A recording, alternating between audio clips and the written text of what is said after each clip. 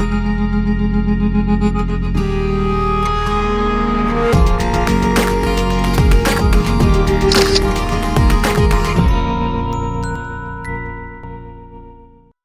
السلام علیکم، good afternoon. I am very glad to be here.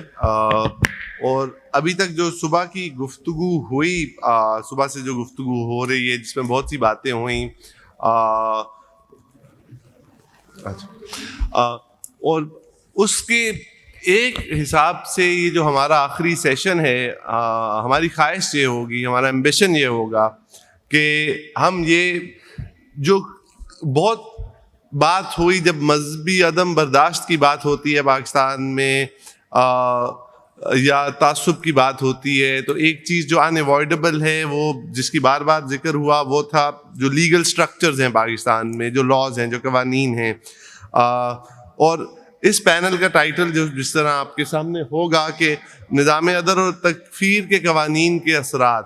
اور ہماری خواہش یہ ہوگی کہ ہم یہ گفتگو کریں ان لوگوں سے جو کہ لا پریکٹیشنرز ہیں، ہیومن رائٹس ایکٹیوسٹ ہیں، جو کہ ان قوانین کا جو اثرات رہے ہیں، اور جو ہم نے دیکھا، مثال دی گئی کہ بہت سے قانون جو اب جن کو ہم بلاسفیمی لا کہتے ہیں، وہ 1860 سے کسی نہ کسی شکل میں جو تعزیرات ہند تھی، جو کہ بعد میں تعزیرات پاکستان بنی، اس میں شامل تھیں.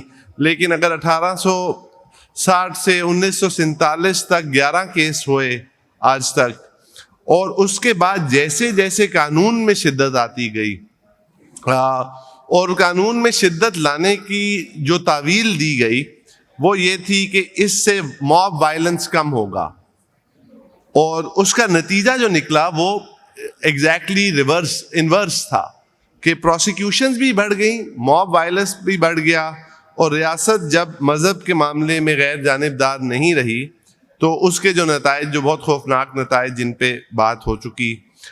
پاکستان میں مساوی شہریت، جو کہ کسی بھی جدید جمہوری ریاست کی بنیاد ہے، یا بنیادی اصول ہے، یا گرانڈ نارم ہے، پرنسپل، بیسک پرنسپل ہے، اس کو کس طرح وائلیٹ کیا گیا، اس پہ ہماری خواہش ہوگی کہ ہم بات کریں.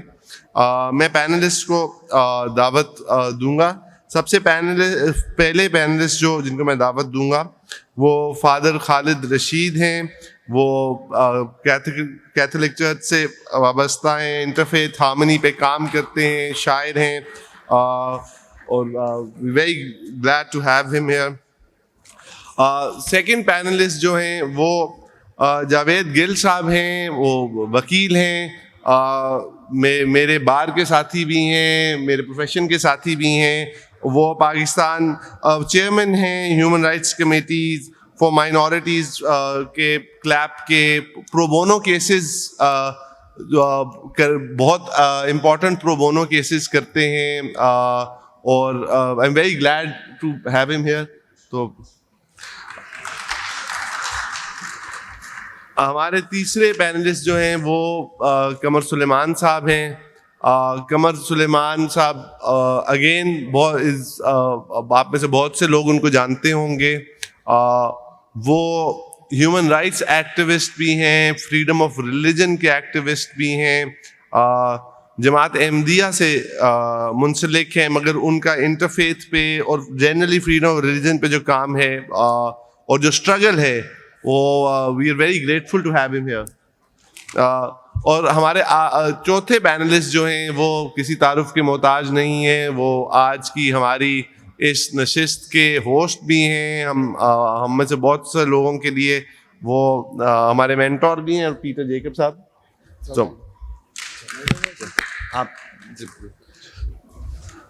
تو ہم گفتگو کا آغاز کرتے ہیں.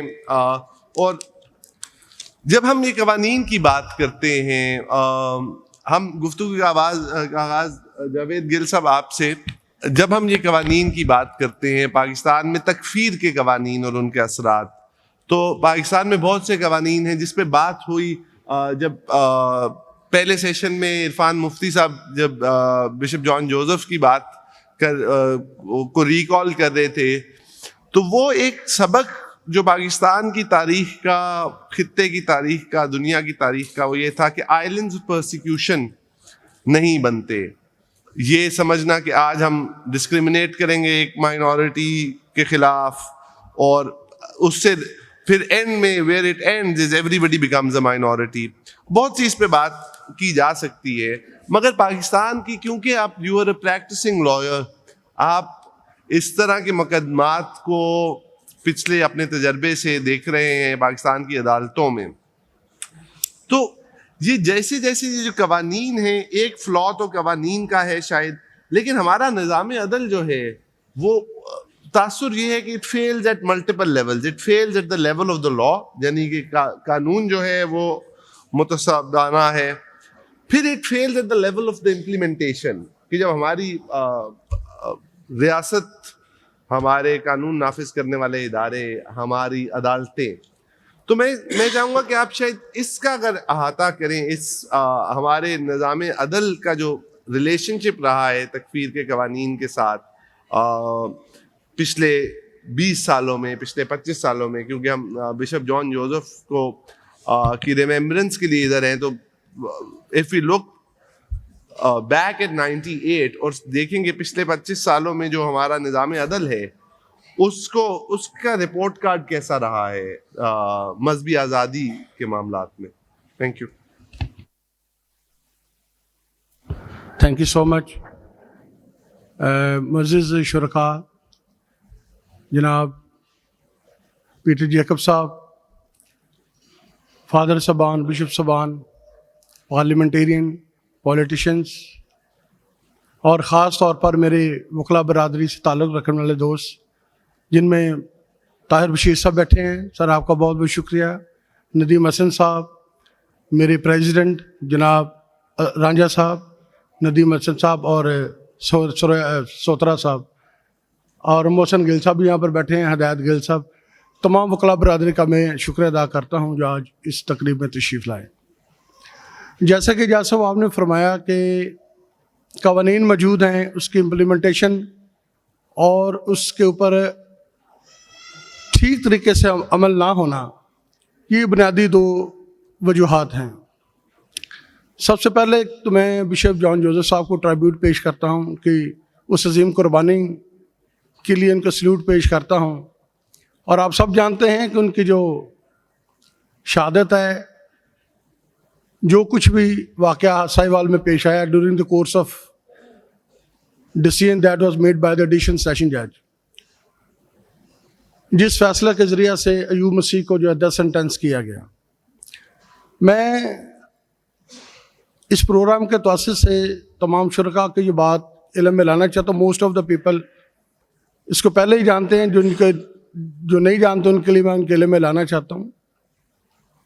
یہ جو بلاسفیمی لاز ہیں، اس کے اندر طاہر بشیر صاحب نے میرے سے بھی زیادہ کیسز کیے ہیں. میں چاہوں گا میں ان کے لیے ایک بار زوردار تالی جائیں. بہت بڑا نام ہے طاہر بشیر صاحب، بلانگس ٹو کلاس. اس میں یہ ہے کہ ڈیتھ سینٹینس کی بات ہے اور ساتھ لائف امپریزنمنٹ بھی ہے. اب ایک بک ہے، میں شاید اس کا نام نہ لے سکوں، نہیں پڑھا جاتا اس کو زیادہ. ایک شخص ہیں، پریکٹسنگ لائر ہیں، سپریم کورٹ کے وکیل ہیں. ایک خاص قسم کا فوبیا ان کو ہو گیا تھا. وہ خواب دیکھتے ہیں، خواب کی تکمیل کے لیے فیڈرل شریعت کورٹ کو اپروچ کرتے ہیں، اور تقریباً 1 سال اس مقدمے پر جو ہے وہ دلائل دیے جاتے ہیں فرام دا ڈفرینٹ کارنر. اور ایٹ لاسٹ فیڈرل شریعت کورٹ یہ ججمنٹ پاس کرتی ہے کہ جو بلاسفیمی کیسز ہیں، موسٹ پرٹیکولرلی 295C، اس کی سزا صرف سزائے موت ہے، لائف امپریزمنٹ نہیں ہو سکتی. That very decision was assailed before the honourable Supreme Court. Supreme Court کا جو شریعت پیلٹ سپریم کورٹ بینچ ہے، دوسری سپریم کورٹ نہیں، اس کے خصوصی بینچ ہوتا ہے. That was assailed. لیکن انفارچونیٹلی، میں اب کسی اس گورنمنٹ کا نام نہیں لینا چاہتا، پھر یہاں پر وہ بھی دوست بیٹھے ہیں جن کو سیاسی جماعت سے تعلق ہے، وہ پھر مجھ سے ناراض ہو جائیں گے. تو وہاں پر ڈیورنگ دس سیشن وزیر اعظم صاحب کو، اس وقت کے وزیر اعظم صاحب کے کان میں یہ بات کی جاتی ہے کہ اس کے اوپر ایک خاص سیکٹر کے جانب سے بہت سخت ریئیکشن آیا ہے. تو کیوں نہ ہم وہ سپریم کورٹ کی جو سپریم شریعت پیلٹ بینچ میں جو اپیل گئی ہوئی ہے اگینسٹ 295C جو کیس ہے, اس میں کیوں نہ اس کو وڈرا کیا جائے. فوری جواب ہے ہاں بالکل آپ اس کو وڈرا کر لیں.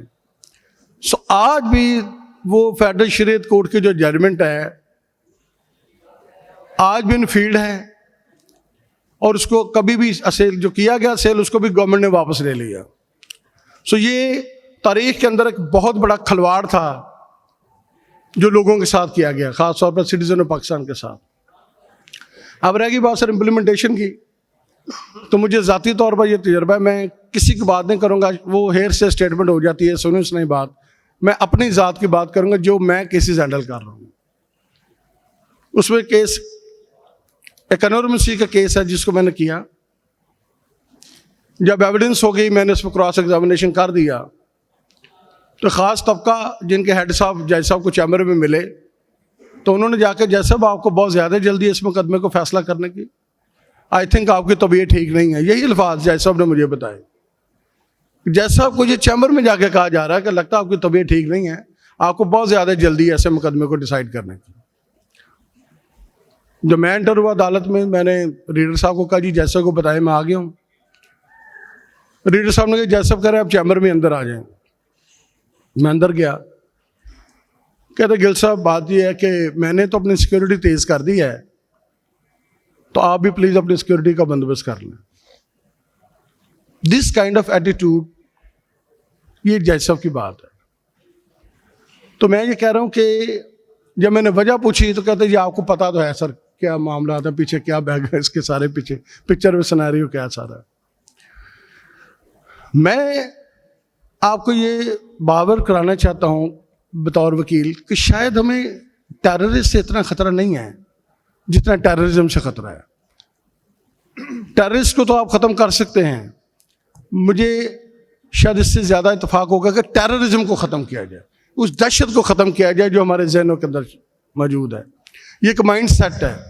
لا بنانا کوئی بری بات نہیں ہے, ہر ایک کا مذہب بہت قابل تعریف ہے, قابل عزت ہے, اور ہونا بھی چاہیے. میں نے کبھی بھی اس بات کو پرموٹ نہیں کیا کہ آپ مذہب کی توہین کریں یا کسی نبی کی توہین کریں, بالکل بھی نہیں, ایسا ہونا بھی نہیں چاہیے. لیکن جو مس یوز آف لا ہے اس کے اوپر میرا گریٹ کنسرن ہے.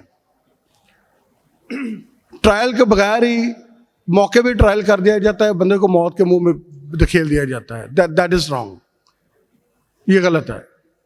اور دوسرا سر بات رہی بات آپ کی امپلیمنٹیشن کی, تو میں آپ کو یہ بتانا چاہتا ہوں, ابھی میڈم یہاں بتا رہی تھی, آئی تھنک بات ہو رہی تھی فورس کنورژن اور فورس کنورژن کی, میڈم سامنے بیٹھی. میں بطور وکیل ذاتی طور پر یہ سمجھتا ہوں, اور آپ شرکا کی رائے بھی لینا چاہوں گا اس معاملے میں,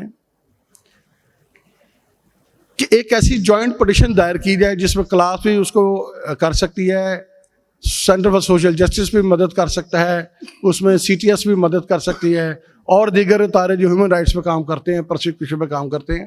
یہ ایک جوائنٹ پٹیشن دائر کریں before the honourable Supreme Court, that can be dealt with by under article 184 sub article 3. اس میں بھی اب نیا لا آ گیا ہے کہ 3 ججز اتفاق کریں گے تو سو موٹو لیا جا سکتا ہے.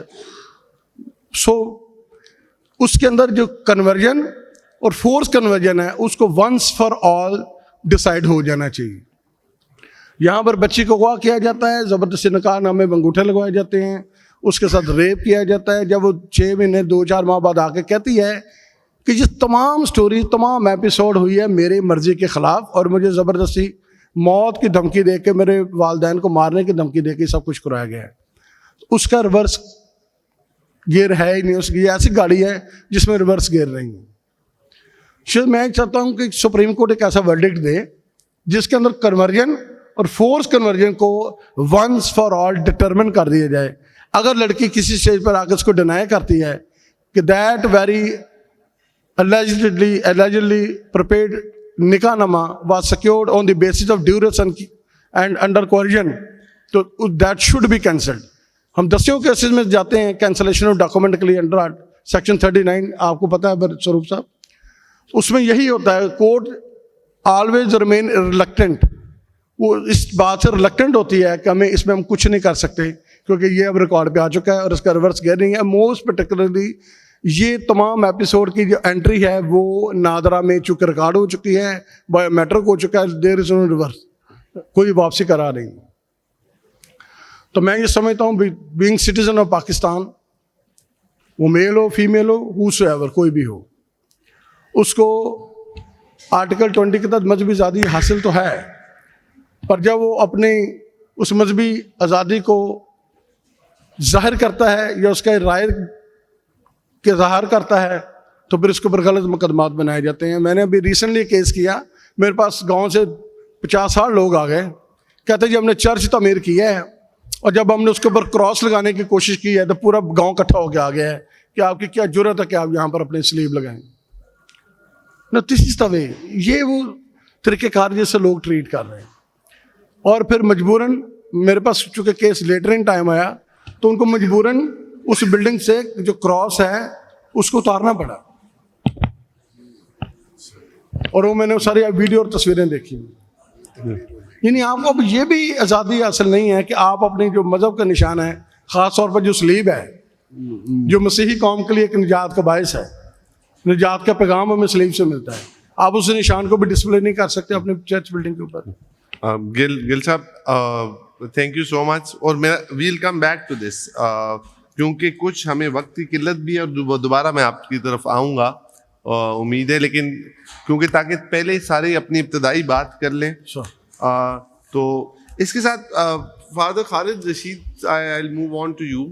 اور سوال وہی ہے بنیادی کہ جب ہم بات کرتے ہیں کہ نظام عدل اور تکفیر کے قوانین کے اثرات, اور خاص طور پہ جب اب interfaith harmony, interfaith dialogue, interfaith conversation کی بات کرتے ہیں تو وہ کتنا مشکل ہے یا نہیں کہ جہاں پر ایسے تکفیر کے قوانین ہوں, جہاں پر قوانین جو ہیں وہ مساوی شہریت گارنٹی نہ کرتے ہوں, تو وہاں پر جو انٹرفیتھ ڈائیلاگ ہے یا ہارمنی اس پہ آپ بات کرنا چاہیں یا یہ جو ٹاپک ہے اس پہ.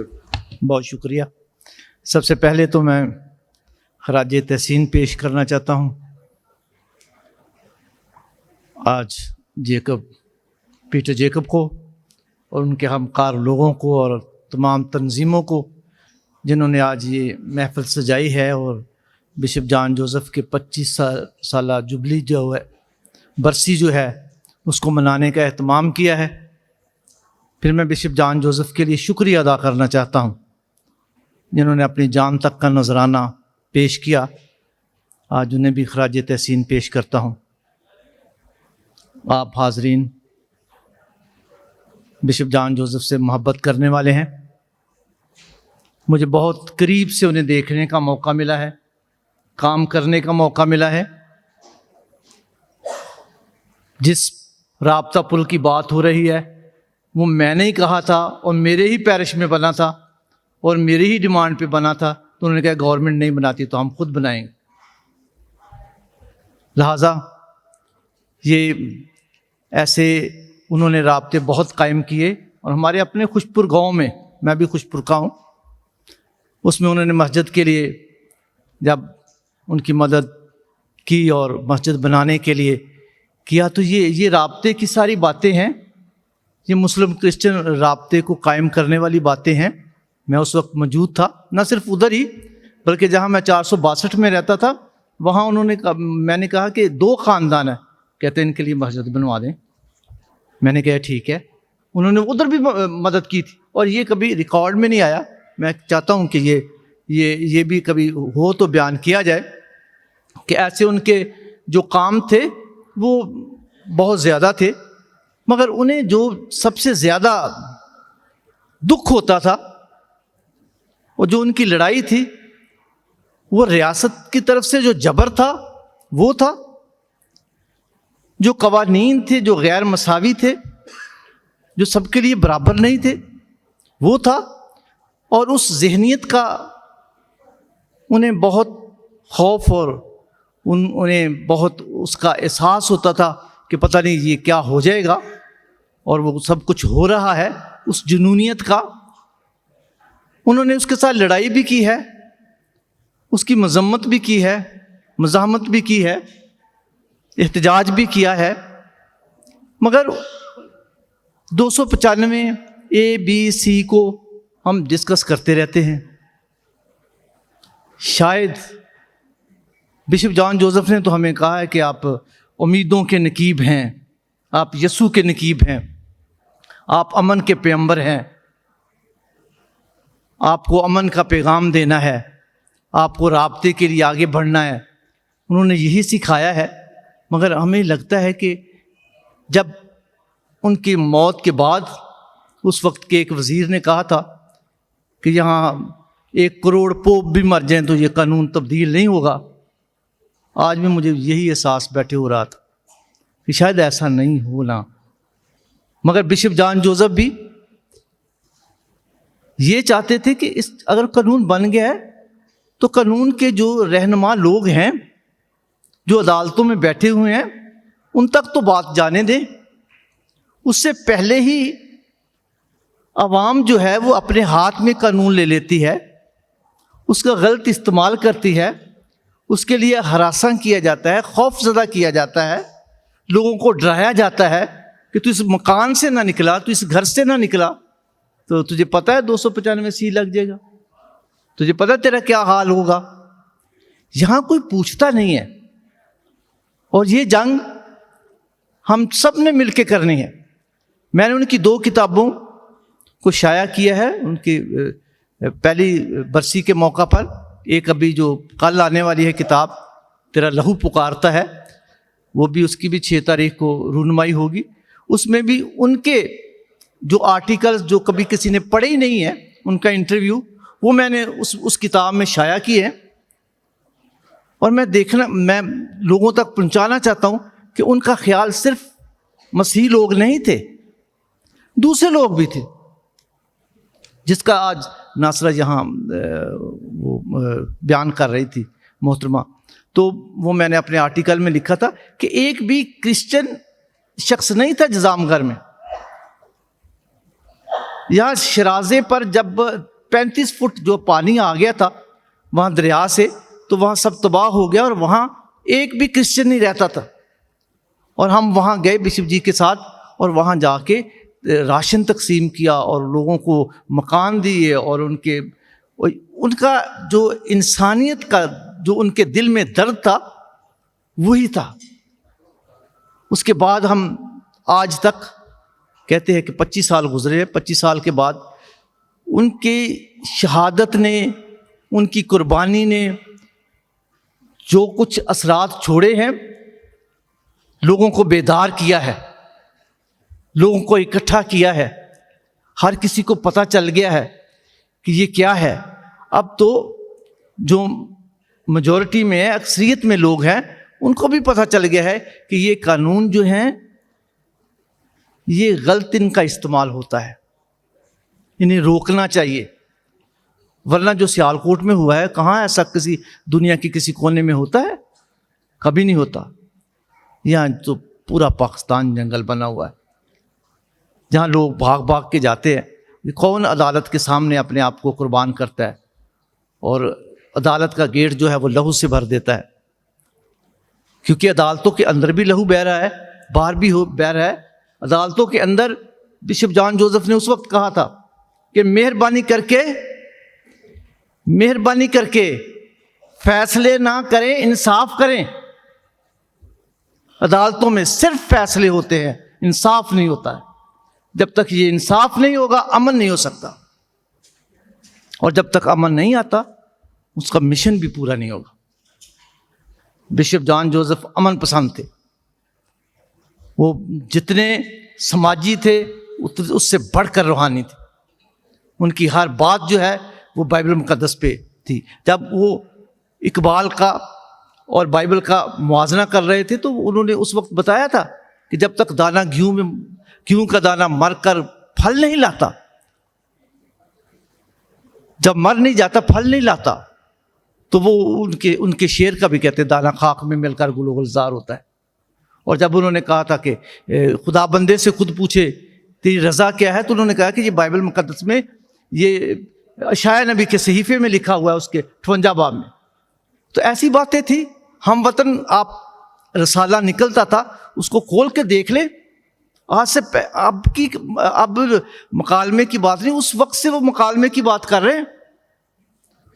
جب نذیر قیصر صاحب کی آواز آئی تھی اے ہوا موزن ہو، تو انہوں نے کہا تھا کہ اس سے بڑھ کر اور کچھ ہو ہی نہیں سکتا. آپ نعتیں لکھ رہے ہیں اور لکھیں. جو حوصلہ افزائی ان کی، جو اپنے معاشرے میں امن لانے کے لیے تھا، ہم نے ان کے قریب رہ کے دیکھا ہے. یہاں بہت سارے لوگ بیٹھے ہیں جو ان کے بہت قریب تھے، قریب رہ دیکھا ہے کہ جہاں کوئی منورٹی کے بہت ایک دو شخص ہو اور میجورٹی کے زیادہ مستحق لوگ ہوں، وہاں انہوں نے ان کی مدد بھی کی ہے، ڈٹ کے مقابلہ بھی کیا ہے، چاہے سیلاب ہو، کچھ ہو، کہیں بھی ہو. اور وہاں قوانین تو یہاں کوئی کس قانون کو مانتا ہے، کس قانون کی بات کریں ہم، اس کے اثرات کو ڈھونڈیں. یہاں تو جج تک، جو سپریم کورٹ کا عدالت عظمیٰ کا جج ہے، اس پر مقدمہ چلتا ہے. تو پھر ہم کون ہیں؟ یہ کس بات کی بات کر رہے ہیں؟ جب تک جنونیت ختم نہیں ہوتی یہ سب کچھ چلتا رہے گا. اور اس کو ختم کرنے کے لیے ہمارے پاس صرف رابطہ کمیشن ہی ہے. مکالمہ کریں، ڈائلاگ کریں، ایک دوسرے کے قریب آئیں، اور یہی انہوں نے ہمیں سکھایا ہے اور یہی ہم کر رہے ہیں. اس کا بہت فائدہ ہے. کچھ لوگ کہتے ہیں اس کا فائدہ کچھ نہیں ہے. ہائی لیول کے لوگ نہیں ہیں، چھوٹے چھوٹے نمبردار بھی کر رہے ہیں ایسا. ہم نے گاؤں میں جا کے، گراس روٹ لیول پہ جا کے لوگوں کے ساتھ دیکھا ہے. جہاں جہاں کمیٹیاں ہوتی ہیں، جہاں لوگ بنتے ہیں، وہ ایک دوسرے کا احساس کرتے ہیں. بہت بہت شکریہ. Thank you.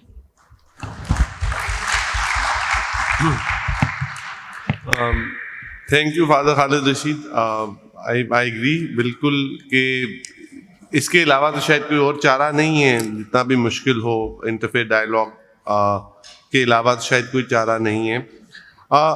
Qamar Sulaiman sahab, now I move to you.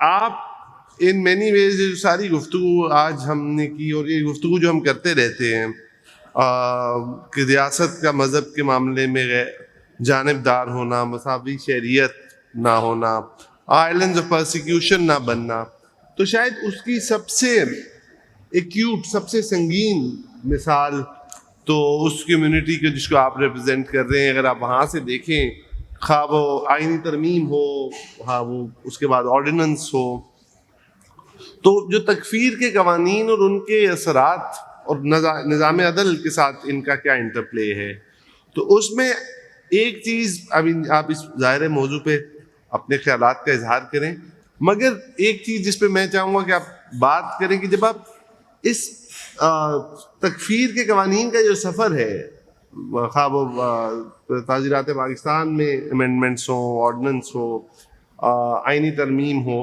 ان کا جو سماجی شدت اور وائلنس، اب جو ایک ویو آف وائلنس ہے جو کہ لگتا ہے کہ بالکل escalating, never ending wave of violence ہے، اس کے ساتھ جو تعلق ہے، اگر آپ اس پہ بھی اگر کوئی روشنی ڈالیں تو I'll be very glad. شکریہ سروپ صاحب. میں دل تو کر رہا ہے کہ میں آپ کو سلام کروں، لیکن میں کر نہیں سکتا. اور پیٹر جیکب صاحب اور آپ کی آرگنائزیشن اور انسانی حقوق کے جو کوشش کر رہے ہیں لوگ، ان سب کا شکریہ. پاکستان کی پرابلم یہ ہے کہ عموماً مذہب کو انسان، بندے اور خدا کا معاملہ سمجھا جاتا ہے. مذہب کو بندے اور خدا کے مابین معاملہ سمجھا جاتا ہے، لیکن ہمارے ملک میں یہ معاملہ بندے اور اسٹیٹ کے مابین ہو گیا، اور اب جیسا آپ نے فرمایا وہ بڑھتے بڑھتے بندے اور معاشرے کے درمیان ہو گیا کہ تمہارا مذہب کیا ہے، تمہارا عقیدہ کیا ہے، تم کون ہو، کافر ہو، قابل واجب القتل ہو، کیا ہو، بائیکاٹ کرو. تو یہ صورت جو ہے نا، یہ بڑی افسوسناک ہے. لیکن ایک بات ہمیں ذہن میں رکھنی چاہیے کہ یہ صورت پاکستان بننے کے مان بعد شروع ہو گئی تھی. 1953 کے فسادات جو ہوئے، وہ ہماری جماعت احمدیہ کو غیر مسلم قرار دینے کے لیے ایک سیاسی مذہبی جماعت نے وائلنٹ موومنٹ کی، اور لاہور میں اس وقت مارشل لا بھی لگانا پڑا. بہت سارے لوگ بیچارے قتل کر دیا گیا، بہت سارے گھر جلا دیے گئے. تو جیسے ہی پاکستان بنا، یہ مینٹیلٹی ڈیولپ ہو گئی. حالانکہ پاکستان بننے کی وجہ ہی یہ تھی کہ اقلیت کو اکثریت کے ناواجب دباؤ سے اندیشہ تھا، اس لیے انہوں نے الگ ملک کا مطالبہ کیا. لیکن امیڈیٹلی جب الگ ملک مل گیا تو انہوں نے وہی حرکتیں شروع کیں جو ان کو جس سے خطرہ تھا. تو اس وقت مغربی اور مشرقی پاکستان میں تو اس کو دبا دیا گیا، لیکن مشرقی پاکستان میں یہ جو کہا جاتا ہے نا کہ پاکستان بنتے ہوئے غیر مسلم اقلیت جو تھی وہ 20% تھی، جو کم ہوتے ہوتے 3% رہ گئی. یہ جو 20% کی اقلیت کا گیپ تھا یہ مشرقی پاکستان میں تھا. ہندو بہت سارے وہاں رہتے تھے اور 20% کے قریب ان کی ریشو تھی، لیکن وہاں ایسے قوانین بنائے گئے اور معاشرے نے ایسا رویہ اختیار کیا کہ انہوں نے آہستہ آہستہ ایمیگریٹ کر گئے وہ انڈیا، اور 47 سے 71 تک وہاں 20% سے 10% پہ آ گئی ریشو. یہاں بھٹو صاحب نے 74 میں ایک ترمیم کر کے اس دروازے کی کنڈی کھول لی، تالا کھول دیا، لیکن دروازہ بھی پوری طرح نہیں کھولا تھا. تو ضیاء الحق صاحب کے زمانے میں پھر یہ دروازہ چوپٹ کھول دیا گیا. اور 80s میں یہ جو بلاسفیمی قوانین کی بات کریں، یہ 80s میں سارے قوانین جو ہے نا یہ انٹروڈیوس کرائے گئے. اور جیسا انہوں نے بات کی ہے کہ حکومت نے 295C کے لیے پہلے عمر قید کی گنجائش رکھی ہوئی تھی، لیکن وفاقی شرعی عدالت نے اسماعیل قریشی صاحب کی درخواست کے اوپر اس کو انہوں نے کہا صرف اس کی سزا موت ہے. تو جب آپ اتنی کیپٹل پنشمنٹ دیتے ہیں تو اس کے لیے کوئی سسٹم یہ بنانا ہے نا کہ فالسلی ایکیوز کو کیا کرنا ہے. اب جو یہاں آتا ہے ایک مولوی صاحب لاؤڈ فگر کھولتے ہیں، فلاں نے گستاخی کر دی، بس دیٹس اٹ. ایمنیسٹی انٹرنیشنل نے اپنی رپورٹ میں لکھا کہ اب blasphemy accused is as good as dead. تو یہ جو مسئلہ ہے، یہ جو اس کا کوئی کاؤنٹر، کم از کم کاؤنٹر تو ہونا چاہیے نا. میں سمجھتا ہوں اسلامک لاز میں، اسلامک جورسپروڈنس میں اس کی ایک مثال موجود ہے. زنا کی سزا 100 کوڑے ہے، لیکن یہ نہیں ہے کہ ہر آدمی دوسرے پہ زنا کا الزام لگاتے وہ ثابت کرتا پھرے کہ میں بے گناہ ہوں. الزام لگانے والا اگر ان شرائط پہ جو اس کو، اور بڑی سخت شرائط ہیں، 4 گواہ ہوں، یہ ہوں، اگر اس کو 4 کی جگہ صرف 3 گواہ، چوتھا گواہ نہ پروڈیوس کر سکے تو اس کو 80 کوڑے پڑیں گے کہ تم نے جھوٹا الزام لگایا. تو کاؤنٹر ہوتا ہے، پھر آدمی سوچتا ہے کہ میں 80 کوڑے کھاتا ہوں یا نہیں کھاتا. تو ہمارے ہاں جب کسی شخص پہ الزام لگاتا ہے تو یا وہ الزام لگانے والا صحیح کہہ رہا ہے یا غلط کہہ رہا ہے. تو سپریم کورٹ نے بہت سارے فیصلے بلاسفیمس کیس میں کیے کہ الٹیریئر موٹیوز تھے. تو جب الٹیریئر موٹیوز تھے تو اس کا مطلب یہ ہوا کہ جنہوں نے ایکیوز کیا وہ غلط تھے، وہ جھوٹ بول رہے تھے، اور وہ ان کو تو 302 کی پنشمنٹ ملنی چاہیے کہ تم تو قتل کا مقدمہ کر رہے ہو ایک آدمی کے اوپر جو بے گناہ ہے. پھر ہر چیز کے اوپر، ابھی یہ اسلام آباد میں چرچ پہ حملہ ہوا، کیا ہوا جی، وہ ایک کرسچن لڑکی تھی، اس کو لڑکے چھیڑ رہے تھے. اب یہ مذہب کا مجھے تو نہیں سمجھ آ رہی کون سی تعلیم ہے. لڑکے چھیڑ رہے تھے تو اس کے بھائی نے رجسٹ کیا، انہوں نے چرچ پہ فائرنگ کر دی. اس کو کس طرح روکا جا سکتا ہے؟ میں سمجھتا ہوں اس کے لیے قوانین، اگر آپ نے یہ قوانین بنائے ہی لیے ہیں اور اس کو شریعت کے قوانین قرار دے رہے ہیں، جو میرے خیال میں کہ لائر زیادہ بہتر جانتے ہیں، لیکن ان قوانین کے مقابلے میں آپ کو ایسے قوانین انٹروڈیوس کرنے پڑیں گے. نمبر 1، پھر جب یہ قوانین بنائے گئے تو جسٹیفیکیشن یہ دی گئی کہ یہ چونکہ جذباتی معاملہ ہے تو لوگ مشتعل ہو جاتے ہیں، تو ان کو پیسیفائی کرنے کے لیے ہم نے یہ قانون بنایا تاکہ وہ حکومت اس کا فیصلہ کرے. اب جس طرح انہوں نے فرمایا حکومت فیصلہ کر ہی نہیں سکتی. ایمنیسٹی انٹرنیشنل کی رپورٹ میں ایک جج صاحب نے لکھا کہ جب میرے پاس بلاسفیمی کا کیس آئے تو میری ٹانگیں کانپ رہی ہوتی ہیں. اس لیے، اور آئی ایم سوری آپ وکیل ہیں، میں وکیل ہوں، لیکن یہ جو 2008 کی جو وکلاء موومنٹ چلی، اس کے بعد وکیل جنہوں نے قانون کی بالادستی قائم کرنی ہے، وہ بالکل وہ اینیمل فارم، ایک انگلش کی ناول ہے، اس میں لکھا ہوا ہے کہ all animals are equal but some are more equal. تو یہ جو قانون سب سے بالا ہے، لیکن وکلاء اس سے بھی بالا ہے. ججوں کو مارتے ہیں. اب ہمارا ایک کیس ہو گیا وہ بھی وکیل ہیں سید علی احمد طارق, ان کو سید میں لکھا ہے. بھائی سید تو اس کی ذات ہے, 77 سال کا آدمی ہے, عدالت میں گیا کراچی میں, اور پھر وکیلوں نے اس 77 سال کے آدمی کو مارا. یہ مطلب اخلاقیات کہاں ہیں؟ تو وہ جو ہماری سوسائٹی کا سارا تانا بانا ہے وہ بڑی بری طرح توڑ دیا گیا اپنے مفادات کے لیے. بھٹو صاحب نے جو قانون بنایا تھا اس کے بعد مجھے خیال آتا ہے وہ ایک شعر ہے کہ اور پھر اتنا چلے پاؤں میں طاقت نہ رہی, 2 قدم تھے میری دانائی سے نادانی تک. تو ہمارے ملک کا یہ حال ہو گیا ہے کہ اب ہم ایک ایسے رستے پہ چل پڑے ہیں جس سمجھ نہیں آ رہی کہ نکلیں کہاں سے. اور امرتا پریتم کا ایک شعر آپ کو سنا دیتا ہوں. پنجاب کے اوپر اس نے کہا کہ اج اس زرخیز زمین تے لوں لوں پھٹیا زہر, تے گٹھ گٹھ چڑیاں لالیاں تے پھٹ پھٹ چڑھیا قہر. اج سبے قیدو بن گئے حسن تے عشق دے چور, اج کتھوں لے آئیے لب کے اساں وارث شاہ کوئی ہور.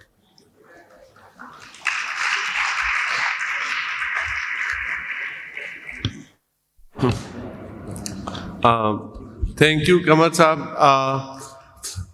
ہماری خواہش تو یہ تھی اور ہمیشہ یہ ہوتی ہے کہ گفتگو زیادہ جاری رہے, مگر کوئی وقت کی جو ہے اس کی بجٹنگ ایسے کرنی ہے کہ گفتگو بے شک یہ مکالمہ یہ گفتگو یہ جاری رہے گی, مگر یہ سیشن ابھی ہمیں یہاں اختتام اس کا ختم کرنا پڑے گا.